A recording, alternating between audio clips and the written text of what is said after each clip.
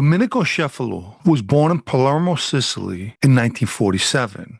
Historically, Palermo served as the nucleus of the Sicilian mafia. And like many Sicilian immigrants, the Cefalu family traveled to the United States in search of a new life. They eventually settled in Brooklyn, New York, coincidentally, an area also controlled by the mafia.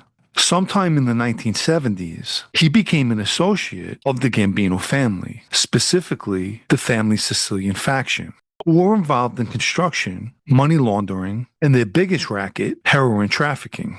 Cefalu and the rest of the Sicilian faction maintained strong ties to the mafia in Sicily, who they collaborated with to smuggle heroin into the United States. In June 1981, Cefalu was indicted for federal heroin trafficking charges and convicted by March 1982 and sentenced to 8 years, although he only served 6. By the late 1980s, he was back on the streets of Brooklyn. By this time, the Gambino family was now headed by John Gotti, an in-your-face, flashy type of gangster. The members and associates of the family's Sicilian faction were the polar opposite. They preferred the low-key and quiet approach. And Cefalu was no different. He was often referred to as Italian Dom or Dom from 18th Avenue, which was an avenue in Bensonhurst, Brooklyn, that served as headquarters for the Sicilian Gambinos. Cefalu was known as a man of few words, extremely quiet and very well versed in Cosa Nostra. In and around 1991, John Gotti inducted Cefalu into the Gambino family, and he was placed in Captain Patsy Conti's crew. The following year, in 1992, Cefalu had legal trouble once again. He was summoned to appear before a grand jury regarding Patsy Conti in a drug conspiracy, but refused to appear, and was convicted of contempt and sentenced to 18 months. In February 1993, he was again summoned to testify at Conti's trial. Again, he refused to appear, which led him to another conviction for contempt. This time, he was sentenced to 33 months in 1996.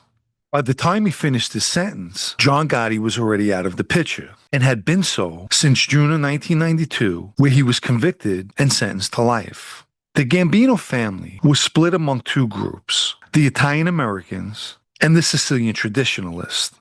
One group was flashy and attracted FBI attention, while the other operated mostly in the shadows. You didn't see or hear of Dom Cefalu in the newspapers or on the news. Instead, he listed his employment as a salesman for a bakery. Gotti's downfall only validated the Sicilian faction's long-standing criticism of Gotti's visibility and strengthened the belief that tradition and secrecy was paramount.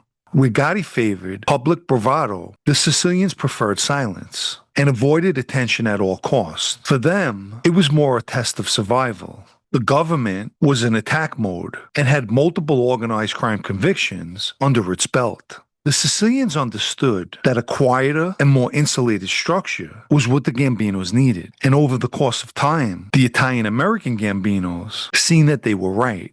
Leading up to 2005, the Gambino family experienced an onslaught of federal indictments against acting bosses Heed and Junior Gotti. As a result, longtime Gambino captain and Gotti confidant Jackie Knows D'Amico was elevated to the acting boss position, move made in order to stabilize the fractured Gambino leadership. D'Amico's character was far more restrained than John Gotti's, which aligned more closely with the family's Sicilian faction, so it came as no surprise that D'Amico picked Dom Cefalu to be his acting underboss. Cefalu proved to be the right choice and helped Domenico move away from the Gotti era of visibility and into a more low-profile leadership. Cefalu, who previously held the captain position at the time of his appointment, also brought balance between the Italian-American and Sicilian Gambinos and essentially leveled the playing field. The Sicilian faction had come a long way by this point and now had one of their own in the family's administration. Essentially, this was a stepping stone for its more prominent members like John and Joe Gambino, Lorenzo Menino, and Frankie Calli. The shift of power was not lost on any of them. The next few years moved along nicely until February 7, 2008, when the government unsealed a sweeping 80-count racketeering indictment against 62 people, which included key members of the Gambino leadership, like D'Amico, Cefalu, and Giorgio Caroso, who were all among those arrested. The indictment was part of an investigation dubbed Operation Old Bridge, which connected the Gambino family to Sicilian Cosa Nostra.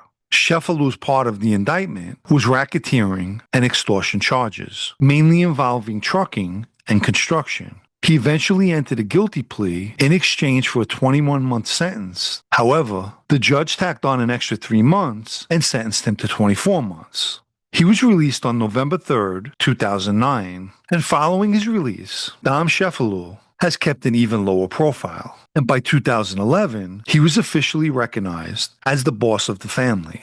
A major moment for the Sicilian faction, and a complete shift in the family's base of power, which was now 18th Avenue.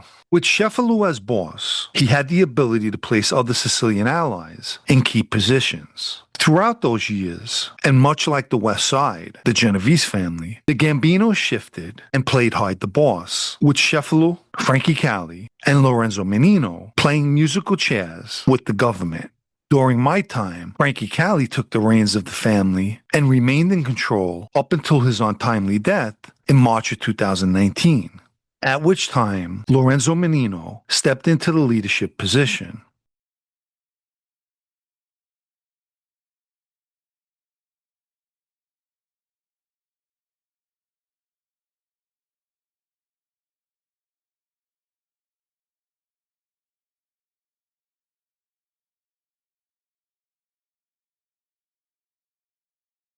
If you haven't liked this video yet, please take the time now and give it a like, as it helps with YouTube's algorithm. Anyone who'd like to show their appreciation for videos like this, or more importantly, help me to continue making them, you can donate with the Super Thanks icon down below, or through the PayPal Cash App links in the video's description. Let me quickly mention my blog, also called Sitdownnews, especially for those of you who still enjoy reading. The site can be found at Sitdownnews.com and is a paid subscription. As far as Dom Cefalù, he's still a driving force behind the scenes in the Gambino family, proving that Sicilian norms like remaining under the radar, prioritizing loyalty, and focusing on quiet profit-making rather than flashy rackets are the template for survival.